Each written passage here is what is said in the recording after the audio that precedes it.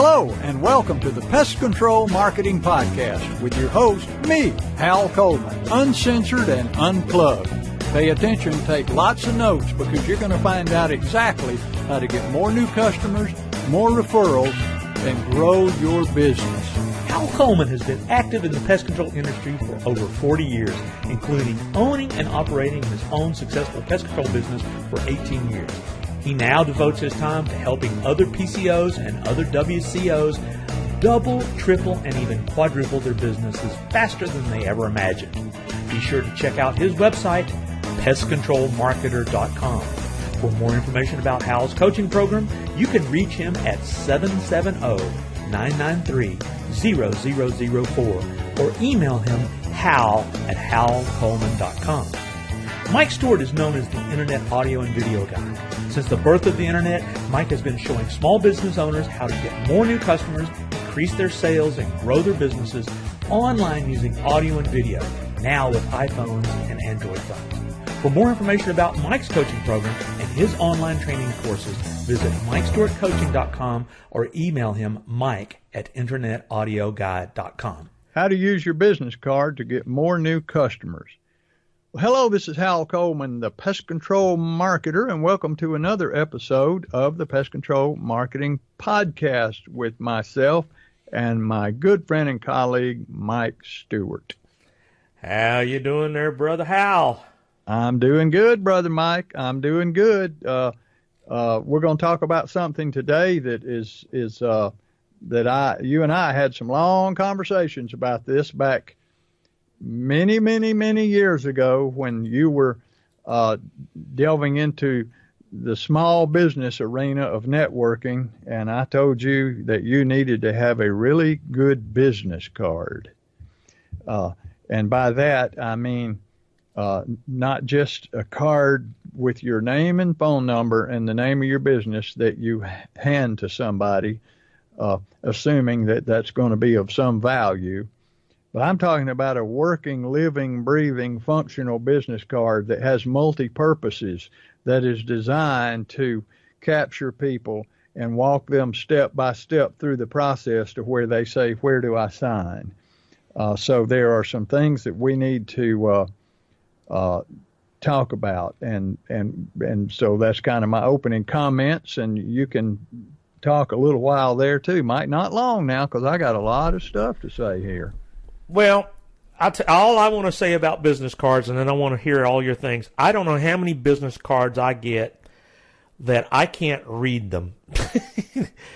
The colors, the size of the text fonts, even with glasses, I have a rough time understanding what they do, how to get in touch with them, and the information on them is so vague and frustrating that lots of times I don't even keep the card. I just throw it away because I got a stack of them the other night at a meeting, Hal, and I can't imagine why people think that a very vague, hard to read, hard to understand, confusing business card is advantageous to building a connection, because that's a first impression tool. And my impression is that if that's how much you care about your business to where I can't read it without, I mean, I should be able to read your name and your phone number without my glasses. So anyway, that's all I got to say about that. What do you want to bring to the table with making better business cards? Well, a lot of things, and I want to start out by giving you an example. When I sold my pest control business about 9.5 years ago, I had at my desk, I had the drawers on the side, but I had that one big middle drawer that you pull out, and I had 18 years worth of business cards that I had come back from networking meetings and real estate meetings and all kind of social functions, and I would come home with cards, or somebody give me a card, just throw them in that drawer. So I kept thinking, at some point when I'm moving out of this office now, I've got to clean out my desk. And I never will forget the morning I came in. I said, my job this morning is to go through all those business cards. I'm not going to dump them all. I'm going to go through every one of them. There were several hundred of them in there. But I'm going to look at them and decide which ones to keep and which ones not to keep. So I had a box that I was going to put the keepers in, and I pulled the trash can over next to me to put the throwaways in. So I reach out, pull up a business card, and I look at it. Acme Incorporated, bonded, insured, and a person's name and phone number. And I'm like, Acme Incorporated, what the hell do they do? I have not a clue what this card is about, nor what business this is, nor this guy, Fred Johnson. I don't have a clue. Clueless. Toss, trash can. Now I pick up another one. S&J Incorporated. We install gutters. Oh, okay. They install gutters. Man, and I'm needing some gutters, I know, because some of mine are rusted, and this is obviously somebody I met at a network meeting, so, maybe through the Chamber of Commerce. I have maybe some connection to this person, so I'm going to save that card because I'm going to be needing gutters on my house soon, and here's a lead already from one of my meetings. So bang, that goes in the keeper pile. So it's just so important that your card tells people what you do. Now, in the termite and pest control business, we have a real advantage there, Mike, because if you put termite and pest control on it, people automatically know what you do. If it says exterminate or exterminate, people automatically know what we do. So we do have an advantage there. So I start tossing them. Now I pull out a card, maybe from a real estate agent, and it says, Jack Smith, real estate. And I say, I don't know that guy. I don't remember that guy. I'm not going to sell my house anytime soon. So I don't need to keep this card. Throw it in the trash can. But then I pull out another one from a real estate company, and there in the upper left-hand corner is a picture of that agent. And I'm like, oh, Barbara Johnson. I look at picture. Yeah, I remember her. I remember her. What a nice lady. I met her. I can't remember where I met her, but I remember her. And nice lady. And I might want to, have another conversation with her, a cup of coffee, about how maybe we can. So it triggers all of this information that gets regurgitated from the subconscious that's triggered by the picture. So I kept that one. Maybe I pull out another one and it says, Bob Smith, and I look and I say, oh, golly, I remember that guy. He was a jerk. I throw that one away. So that spares me him, all because they have a picture on there. And the subconscious mind is big on pictures. It takes that snapshot and it never forgets it. It stores it away. You might not be able to recall it at some time, but it's stored away. And that picture can trigger the whole event where you actually met that person. Now, you pull out. So I start learning these things about business cards and began developing. I had been developing my own business cards up to that point. So your business card needs to tell people exactly what you do, what's in it for them, not just the name of your company, but what's in it for them. And it can be a lot of things. It can be present this. You need to place some value on your business card. So redeem on the back, redeem this business card for a $50 off initial pest control service, or $50 off complete termite treatment. So now you've put a $50, actually you put a $100 value on that business card by offering those two discounts. Some people have a business card. Incidentally, most business cards, Mike, people only use half of the card. Did you know that? Oh, yeah. They use the front half, mm-hmm. and the back half is blank. Right. So, blank space never sold anybody anything. So please use the entire business card.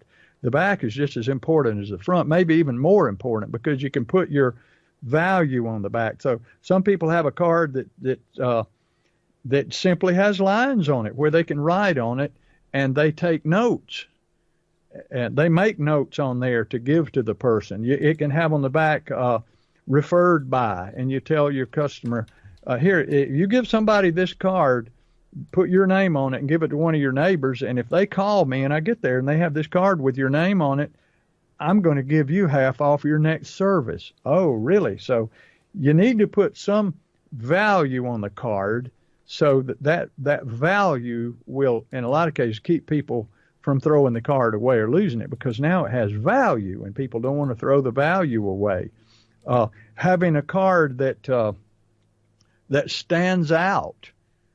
Most people just have a standard white business card. And if you, when I used to do so much networking for years in my community with my pest control business, almost every meeting you go to, they have a fishbowl drawing. You know, you go in, you sign up for the meeting, you put your card in a fishbowl, and then at the end, they draw several cards out and they give away door prizes, or maybe they're drawing it for who's going to be the next speaker. And all the cards look the same, but I came up with a very bright yellow, slick, shiny card. And you could dump out 200 business cards across the room and scatter them out, and you could pick out my card from across there and say, oh, there's my card right over there. It just stood out above all the rest of them. Well, I never used to get drawn in fishbowl drawings, very hardly ever. But when I came up with this bright yellow card, I put it in the fishbowl, and here's some psychology that worked really well that I discovered kind of quite by accident. But when you pick up a fishbowl and you reach and you stir the cards around, and then you invite somebody to draw a card, okay, they've got to walk over to the fishbowl and reach in there. Now, they generally turn their head when they draw the card, right, so that it's unbiased. But they've got to look at that dang fishbowl to see where the hole is to stick their hand in there. So they walk over to the fishbowl and they're looking at it. And then right before they put their hand in there, they turn their head. But the subconscious mind knows where everything is in that fishbowl. And when I got this bright yellow card, this slick, shiny, bright yellow card, I started getting drawn. And it's like, sometimes it was mind blowing. I was at a grand opening of a business one time with the Chamber of Commerce, and they said, okay, we're going to have our drawing now. And I'm standing there with a guy, and the person reaches in there and they pull out my card. He said, hey, they pulled out your card. And right when they pulled it out, the meeting host said, wait, no, we're not ready to do the drawing yet. We're not ready. So they put my card back in there, and I'm like, oh, dang. They had my card, but then they put it back. And they stirred it around, and then he said, okay, we're ready for the drawing. Now, they drew my card again. Now, out of a bowl with 100 cards, they drew my card twice. And I saw things happen quite often like that because my card was different than all of the other cards. And the subconscious mind focuses on that difference, and it makes it stand out. So ask yourself this question.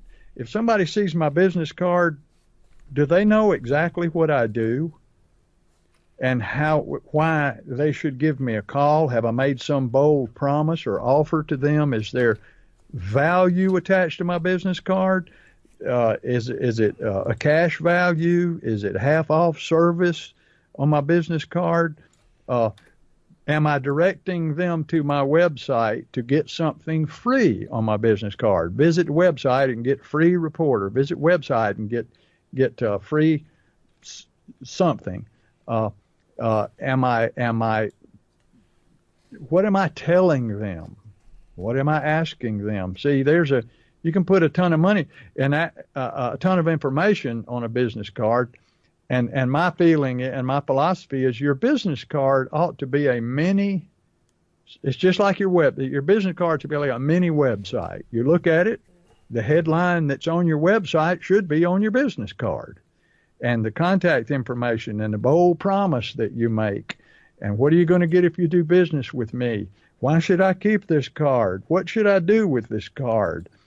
Directing me to other things that you want me to do. Call. Why should I call? You know, people just put a phone number up and they think people are going to call it, but give them a reason. Call today for a something. So, and I don't believe in giving anybody a business card. You never give someone your business card. You present them with your business card. If they say, do you have a card? You say, yes, I do. Incidentally, you should have it somewhere in a shirt pocket, jacket pocket, somewhere where you can draw it. I teach a technique called the quick draw technique, where you can draw your business card out at the drop of a hat without looking. It doesn't do any good when somebody says, you got a card? Yeah, I do. They're out in the trunk of my car. I'll go get you one later. Or, no, they're in the bottom of my purse. Or, I've got one somewhere. But at the minute somebody mentions business card, you need to be able to reach for your business card just like a gun, like a quick draw. You know, in the old West, when somebody came up behind you and said, draw, you turned around. You didn't say, oh, wait, I got to find my gun.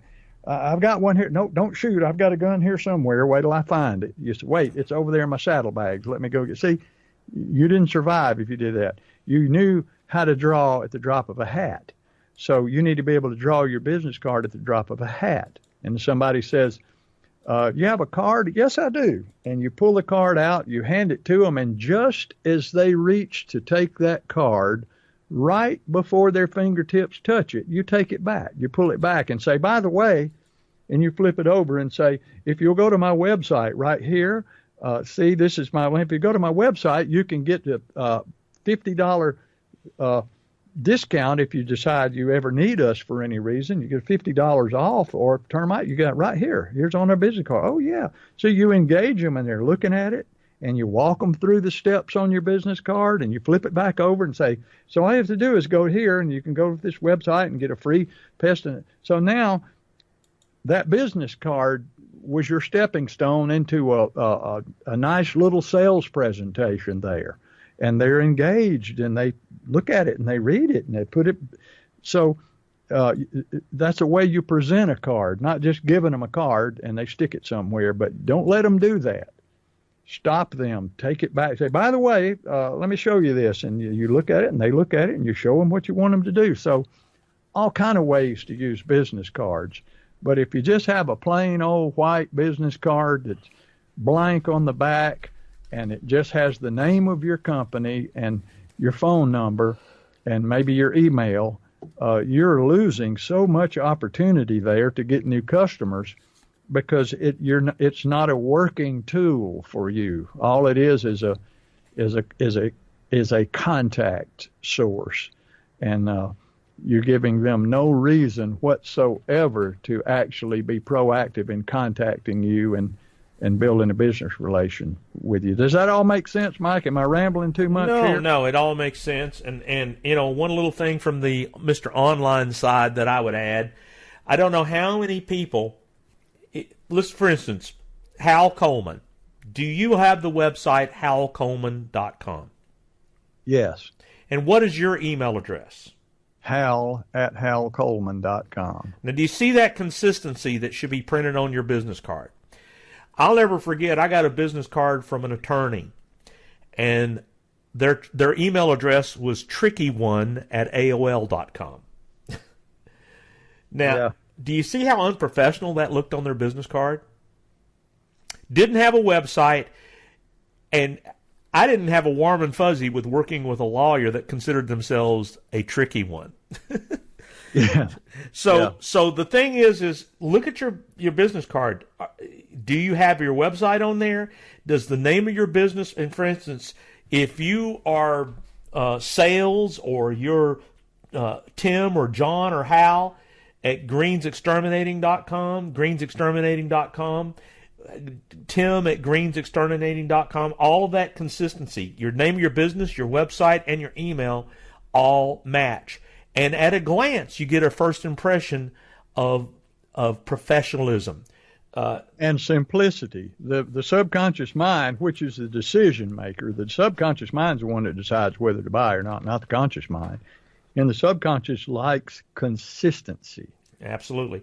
So when you see conflicting, are they at Yahoo? Are they the crazy bug guy at yahoo.com? I mean, you know, that's cute and that's fun, but that's not what you want to print on a business card. So that's my Mr. Online business card tip of the day. Well, I've given my Mr. Offline tip of the day. One thing I do want to leave the folks with is you find out more about business cards and how to use them in my newest book entitled Bottom Line, How to Grow a Pest Control Business. 43 years of being in this industry, including building a starting out as a one man with a spray can operation and building a successful $1 million business.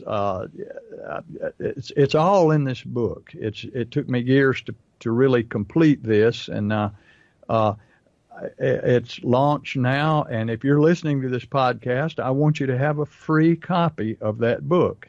Just go to howtogrowapestcontrolbusiness.com, follow the instructions, download your free copy. It's 250 pages long, so you're not going to read it in a short period of time, but you're going to want to take notes and probably read it more than once. I'm just getting awesome comments from people who say, "My gosh, this book is changing everything for me. I can't read it for going to my website and making changes and things." So get it, howtogrowapestcontrolbusiness.com. Get your free book. And with that, Mike, I think we're out of time, old friend. Well, I'm going to make one little request of everybody. Hopefully, if you're enjoying this podcast, let Hal know at hal@halcoleman.com, or me.